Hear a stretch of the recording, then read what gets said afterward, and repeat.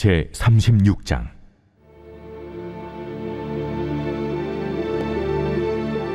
유다의 요시야 왕의 아들 요야김 제4년에 여호와께로부터 예레미야에게 말씀이 임하니라.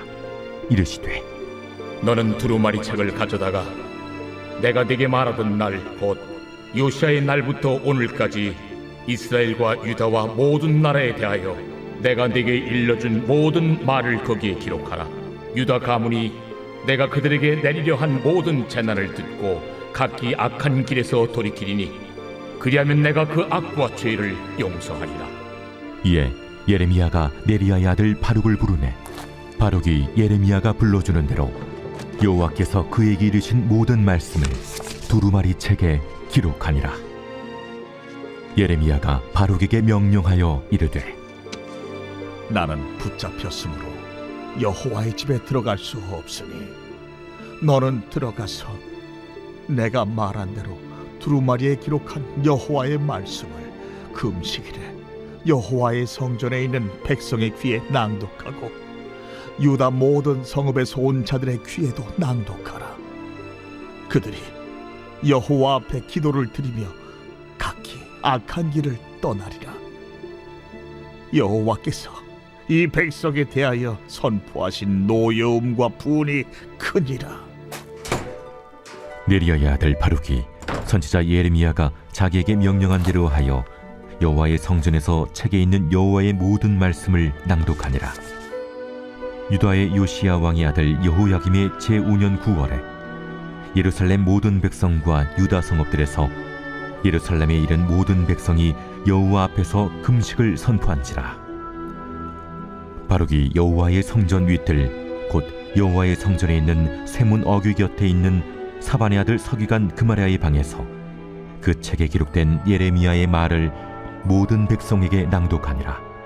사반의 손자요 그마랴의 아들인 미가야가 그 책에 기록된 여호와의 말씀을 다 듣고 왕궁에 내려가서 서기관의 방에 들어가니 모든 고관 곧 서기관 엘리사마와 스마야의 아들 들라야와 악볼의 아들 엘라단과 사반의 아들 그마랴와 하나냐의 아들 시드기야와 모든 고관이 거기에 앉아 있는지라. 미가야가 바룩이 백성의 귀에 책을 낭독할 때에 들은 모든 말을 그들에게 전하매 이에 모든 고관이 구시의 증손 셀레미야의 손자 느다냐의 아들 여후디를 바룩에게 보내 이르되, 너는 백성의 귀에 낭독한 두루마리를 손에 가지고 오라. 네리야의 아들 바룩이 두루마리를 손에 가지고 그들에게로 오니 그들이 바룩에게 이르되, 앉아서 이를 우리 귀에 낭독하라. 바룩이 그들의 귀에 낭독하매 그들이 그 모든 말씀을 듣고 놀라 서로 보며 바룩에게 이르되, 우리가 이 모든 말을 왕에게 아뢰리라. 너는 그가 불러주는 이 모든 말을 어떻게 기록하였느냐? 청하노니 우리에게 알리라. 바룩이 대답하되, 그가 그의 입으로 이 모든 말을 내게 불러주기로 내가 먹으로 책에 기록하였노라. 이에 고관들이 바룩에게 이르되, 너는 가서 예레미야와 함께 숨고 너희가 있는 곳을 사람에게 알리지 말라. 그들이 두루마리를 서기관 엘리사마의 방에 두고 뜰에 들어가 왕께 나아가서 이 모든 말을 왕의 귀에 아뢰니 왕이 여호디를 보내어 두루마리를 가져오게 하매 여호디가 서기관 엘리사마의 방에서 가져다가 왕과 왕의 곁에 선 모든 고관의 귀에 낭독하니 그때는 9째 달이라. 왕이 겨울 궁전에 앉았고 그 앞에는 불피운 화로가 있더라. 여호디가 선호쪽을 낭독하면 왕이 칼로 그것을 연하여 베어 화로불에 던져서 두루마리를 모두 태웠더라. 왕과 그의 신하들이 이 모든 말을 듣고도 두려워하거나 자기들의 옷을 찢지 아니하였고 엘라단과 들라야와 그마랴가 왕께 두루마리를 불사르지 말도록 아뢰어도 왕이 듣지 아니하였으며 왕이 왕의 아들 여라무엘과 아스리엘의 아들 스라야와 압디엘의 아들 셀레미야에게 명령하여 서기관 바룩과 선지자 예레미야를 잡으라 하였으나 여호와께서 그들을 숨기셨더라. 왕이 두루마리와 바룩이 예레미야의 입을 통해 기록한 말씀을 불사른 후에 여호와의 말씀이 예레미야에게 임하니라.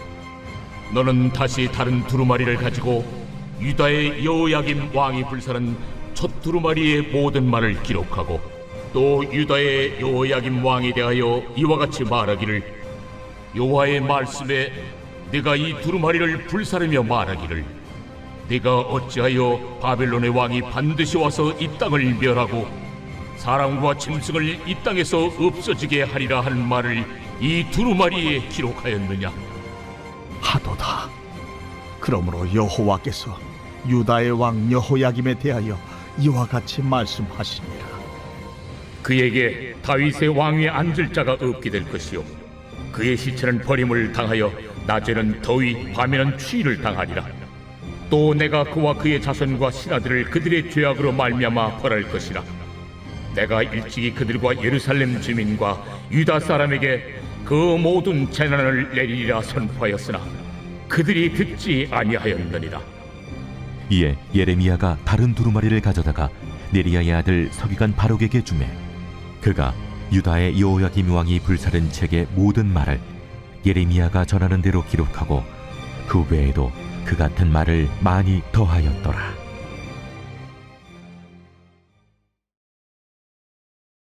제 37장.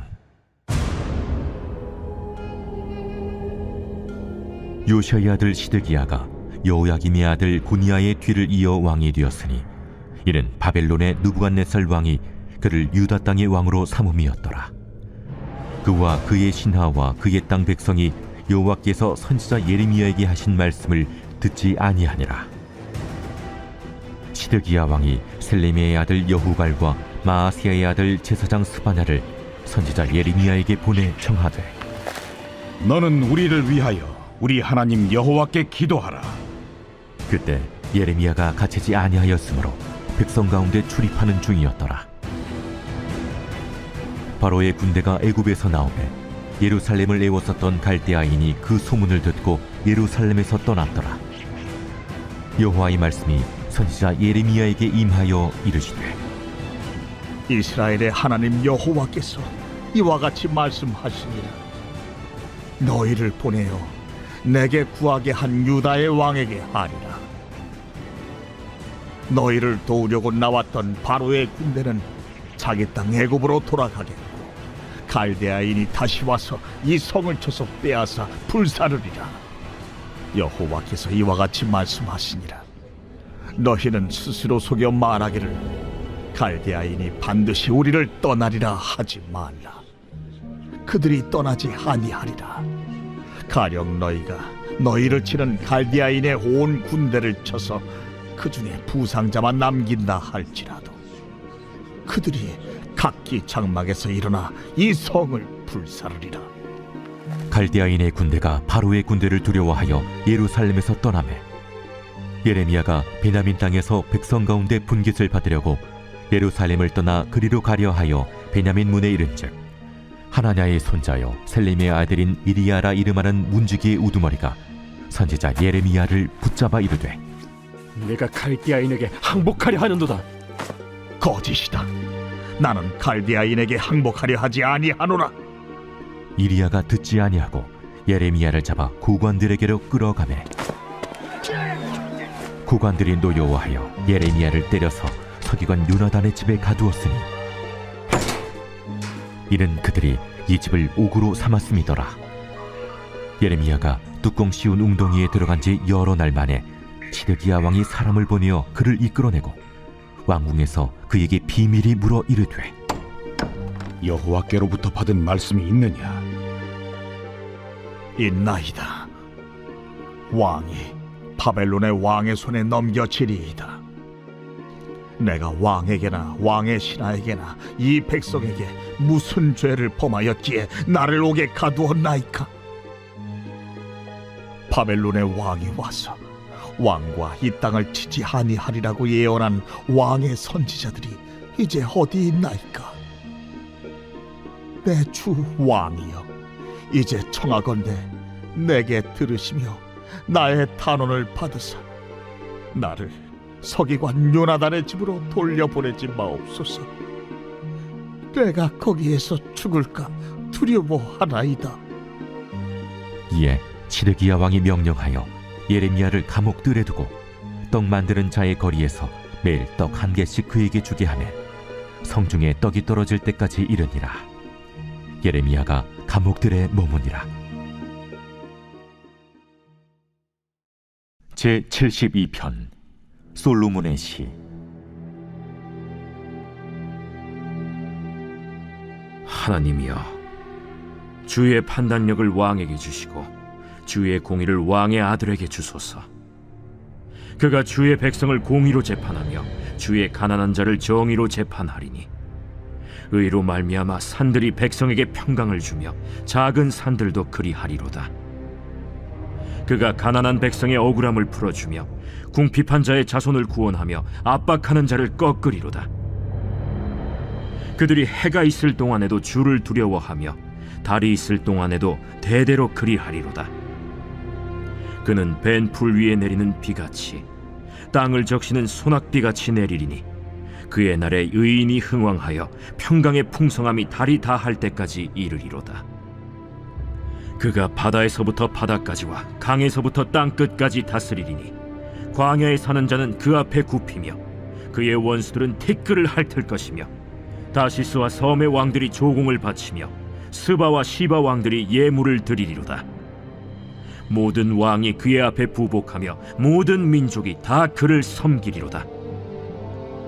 그는 궁핍한 자가 부르짖을 때에 건지며 도움이 없는 가난한 자도 건지며 그는 가난한 자와 궁핍한 자를 불쌍히 여기며 궁핍한 자의 생명을 구원하며 그들의 생명을 압박과 강포에서 구원하리니 그들의 피가 그의 눈앞에서 존귀히 여김을 받으리로다. 그들이 생존하여 스바의 금을 그에게 드리며 사람들이 그를 위하여 항상 기도하고 종일 찬송하리로다. 산 꼭대기의 땅에도 곡식이 풍성하고 그것의 열매가 레바논같이 흔들리며 성에 있는 자가 땅의 풀같이 왕성하리로다. 그의 이름이 영구하며 그의 이름이 해와 같이 장구하리로다. 사람들이 그로 말미암아 복을 받으리니 모든 민족이 다 그를 복되다 하리로다. 홀로 기이한 일들을 행하시는 여호와 하나님, 곧 이스라엘의 하나님을 찬송하며 그 영화로운 이름을 영원히 찬송할지어다. 온 땅에 그의 영광이 충만할지어다. 아멘, 아멘. 이새의 아들 다윗의 기도가 끝나니라. 오늘 우리가 은혜 받을 하나님 말씀은 예레미야서 37장 17절 말씀입니다. 시드기야 왕이 사람을 보내어 그를 이끌어내고 왕궁에서 그에게 비밀이 물어 이르되 여호와께로부터 받은 말씀이 있느냐? 예레미야가 대답하되 있나이다. 또 이르되 왕이 바벨론의 왕의 손에 넘겨지리이다. 아멘.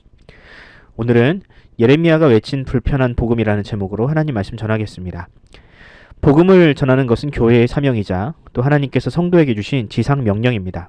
그래서 지금도 많은 성도들이 온갖 방법을 동원하여 사람들에게 이 복음을 전하려고 노력하고 있습니다. 그런데 이 전하는 일에만 몰두하다 보니 정작 성경이 말하는 진짜 복음이 무엇인지에 대해서는 잘 이해하지 못하는 경우가 많습니다. 그저 전도지나 전도용품을 가지고 나가서 교회를 홍보하면 그것으로 복음을 전하는 사명을 다했다고 생각하는 경우가 많습니다. 물론 아예 아무것도 안 하는 것보다는 시간과 열정을 내어 거리로 나가는 것은 분명히 귀한 일입니다. 하지만 성경이 말하는 복음 전도는 결코 그 정도에서 머무르지는 않습니다. 복음은 불변의 진리이자 사람들에게 심판과 영생을 가져다주는 매우 중요한 메시지입니다. 만약 이 복음이 왜곡되거나 잘못 전해진다면 그 사람의 영혼에 심각한 문제가 생길 수밖에 없습니다. 그러므로 우리는 이 복음이라는 두 단어에 담긴 심오한 진리를 이해해야만 합니다. 그래야 이 복음이 우리 자신도 살리고 또 나와 가족과 이웃을 살릴 수 있기 때문입니다. 그럼 이 복음이란 무엇일까요? 복음은 말 그대로 복된 소식, 굿뉴스입니다. 하나님께서 우리를 사랑하셔서 그의 사랑하는 독생자를 우리를 위해 보내셔서 우리의 죄를 대신 감당케 하셨다는 것이 이 복음의 핵심적인 내용입니다. 그럼 이것이 과연 다일까요? 예수님께서 우리를 위해 죽으셨으니 이제 우리에게 남은 것은 그저 하나님의 영원한 돌보심과 천국만이 기다리고 있는 것일까요? 만약 복음이 단지 듣기만 좋은 소식이라면 여기까지만 우리가 전하면 됩니다. 그리고 실제로 이 땅의 사람들이 듣기에 좋은 이야기만 하는 교회가 적지 않습니다. 설교 시간에 죄나 지옥, 심판 이런 것처럼 사람이 듣기에 불편한 이야기를 하지 못하도록 그렇게 제한하는 교회가 있다는 사실을 아십니까? 하지만 성경이 말하는 복음은 결코 그것이 다가 아닙니다. 구약이나 신약이나 할 것 없이 복음이 전파되는 곳에는 언제나 구원과 심판이 동전의 양면처럼 같이 나왔습니다. 죄인을 향한 하나님의 진노, 그리고 불의한 나라, 불의한 세상을 향한 하나님의 심판은 언제나 복음과 함께 선포되었습니다. 예를 한번 들어볼까요? 구약시대의 대표적인 구원 사건은 바로 출애굽 사건입니다. 이 출애굽 사건을 통해서 이스라엘 민족은 노예 생활을 청산하고 애굽을 탈출할 수 있었습니다. 이것은 이스라엘에게는 더할 나위 없는 복음이었습니다. 하지만 이 복음은 동시대의 애굽 사람들에게는 그야말로 재앙이었습니다. 또 이스라엘 백성들에게 가나안 땅을 주시겠다는 약속은 그들에게는 복음이었지만 동시에 가나안 땅에 살던 사람들에게는 재앙과 심판이었습니다. 이처럼 복음에는 양면성이 있습니다.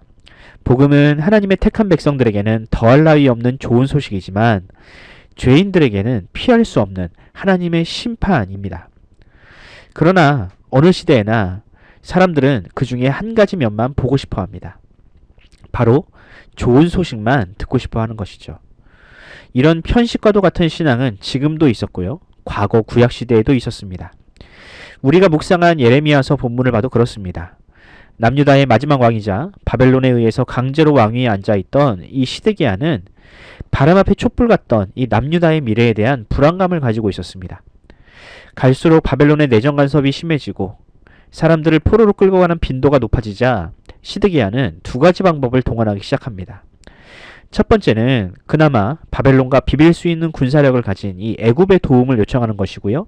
두 번째는 선지자들을 불러다가 나라와 민족 그리고 시드기야 왕 자신을 위해 기도해달라는 요청이었습니다. 그리고 그렇게 요청한 사람 중에는 예레미야도 있었습니다. 제가 3절 말씀을 읽어드리겠습니다. 시드기야 왕이 셀레미야의 아들 여후갈과 마아세야의 아들 제사장 스바냐를 선지자 예레미야에게 보내 청하되 너는 우리를 위하여 우리 하나님 여호와께 기도하라 하였으니 아멘. 시드기야가 시도한 방법 중에 첫 번째 방법은 어느 정도 먹혔습니다. 애굽의 군대가 출정했다는 소문이 들리자 예루살렘을 애워쌌던 바벨론의 군대가 물러가기 시작했습니다. 아마 시드기야는 이런 변화를 보면서 하나님께서 자신의 기도에 응답하셨다라고 생각했겠지요. 하지만 하나님의 생각은 정반대였습니다. 하나님은 예레미야에게 남유다는 바벨론에 의해서 반드시 멸망당할 것이며 그 일은 반드시 일어나게 될 것이라는 말씀을 하셨습니다. 무슨 뜻입니까? 남유다를 향한 하나님의 계획은 사람의 어떤 노력과 혹은 정치력이나 혹은 신앙으로 가장한 기도로도 바꿀 수 없다는 뜻입니다. 이것이 당시 남유다에 주신 하나님의 말씀이자 곧 그 시대의 복음이었습니다. 물론 하나님은 복음을 전할 때 이 사로잡혀간 자들이 다시 돌아와서 하나님의 새로운 언약 백성이 될 것이라는 그런 회복의 약속도 분명히 주시긴 하셨습니다. 하지만 사람들은 이런 복음을 환영하지 않았습니다. 사람들이 듣고 싶은 복음은 멸망도 없고 심판도 없는 그저 위로와 회복의 메시지였습니다. 하나님께서 남유다를 지키실 것이며 다윗처럼 위대한 장수를 보내셔서 그 땅을 바벨론으로부터 구원할 것이라는 그런 메시지가 그들이 기대한 복음이었습니다. 그리고 실제로 하나냐라는 이 거짓 선지자는 하나님의 뜻과는 상관없는 그저 사람들이 듣기만 좋은 거짓 복음으로 그 시대를 미혹하기도 했습니다. 그러나 예레미야는 사람들이 듣기 좋은 메시지를 전하는 선지자가 아니었습니다. 예레미야는 사람들이 듣기에 불편할지라도 오직 하나님께서 주신 말씀을 있는 그대로 전했습니다. 나라가 망할 것이고 살아가는 사람들이 죽고 포로로 끌려가야 하는 이 비극적인 미래라도 하나님께서 정하셨다면 그것을 가감없이 전했습니다. 물론 사람들은 그런 비관적인 설교를 하는 예레미야를 환영하지 않았습니다. 사람들은 오히려 이 하나니아와 같은 사람들에게 몰려가서 위로를 얻고 가짜 은혜를 받았습니다. 결국 어떻게 되었습니까? 남유다는 그렇게 마약과도 같은 가짜 복음에 취해서 회개할 기회마저도 다 놓쳐버리고 하나님의 심판을 당하고야 말았습니다. 사랑하는 성도 여러분, 우리는 이 예레미야서를 통해서 오늘을 사는 우리를 돌아봐야 합니다. 과연 우리는 왜 교회를 다니며 또 왜 성경을 읽어야 합니까? 단지 내가 잘 살고 있다는 위안과 위로를 얻으려 신앙생활을 하십니까? 네, 물론 하나님은 우리를 위로하시는 분입니다. 성경은 어떤 죄인이라 할지라도 그 죄인이 회개하면 용서하시고 친백성 삼으신다고 약속하셨습니다. 하지만 동시에 죄를 답습하며 회개하지도 않고 예수님처럼 희생도 하지 않는 그저 말로만 신앙생활하는 사람은 결코 하나님 나라에 들어갈 수 없다고도 했습니다. 여러분, 이 복음 앞에 우리가 솔직해집시다. 내가 생각하는 구원과 하나님의 구원이 과연 같은 구원입니까? 단지 이 땅에서 나 혼자 잘 먹고 잘 사는 것이 과연 하나님이 생각하시는 구원일까요? 여전히 죄인의 자리에 머물면서도 장밋빛 미래를 약속하는 그런 달콤한 소리에 중독되어서 성경과 하나님과는 상관없는 삶을 살고 있지는 않습니까? 바라기는 이 땅에 예레미야와 같은 선지자가 많이 일어나기를 소원합니다. 그리고 그렇게 딱딱하고 불편한 메시지일지라도 그 말씀을 듣고 회개하며 사모하는 성도들이 이 땅에 많아지기를 소원합니다. 그래서 이 땅의 교회가 그저 위로만 하는 공동체가 아니라 죄인을 회개케 하는 그런 능력 있는 복음을 선포하는 그런 공동체가 되기를 간절히 소원합니다. 기도하겠습니다. 사랑의 주님, 오늘 우리는 마치 멸망 직전 폭풍 전야와 같은 시절을 살고 있습니다. 사람들은 죄를 범하면서도 그것이 죄인 줄도 모르고 삶에 아무런 열매가 없어도 회개하지 않아도 얼마든지 구원을 받을 수 있을 것처럼 생각하며 살아갑니다. 그저 경제적인 번영이 우리의 영적인 상태를 대변하는 것처럼 그렇게 안도하며 살아갑니다. 이런 안타까운 현실 앞에서 예레미야가 눈물을 흘린 것처럼 주님께서도 울고 계시리라 믿습니다. 바라기는 우리가 이 시대의 예레미야가 되게 하여 주시옵소서. 거짓과 타협하지 않고 오직 성경이 말하는 진리와 복음으로 살아가게 하여 주시옵소서. 그래서 거짓 안동감에 취해 있는 죄인을 주님께로 돌이키며 자기 자신뿐 아니라 이 시대마저 구원하는 우리 모두가 될 수 있도록 주여 우리를 인도하여 주시옵소서. 모든 말씀 우리 구주 예수 그리스도의 이름으로 기도합니다. 아멘. 사랑하는 성도 여러분, 우리 함께 기도합시다. 하나님은 심판을 결코 즐기시는 분이 아닙니다. 하나님은 한 사람의 의인만 있어도 그 땅에 심판을 유보하실 정도로 오래 참으시는 분입니다. 이 시간 우리 기도할 때에 우리가 이 시대를 구원하는 하나님의 사명자가 되게 달라고 기도합시다. 비록 대단한 업적을 남기지 않더라도 나의 삶의 자리에서 하나님의 말씀이 실천되고 하나님의 영광이 선포되는 복의 통로가 해달라고 기도하면서 오늘 하루를 시작하도록 하겠습니다. 함께 기도합시다.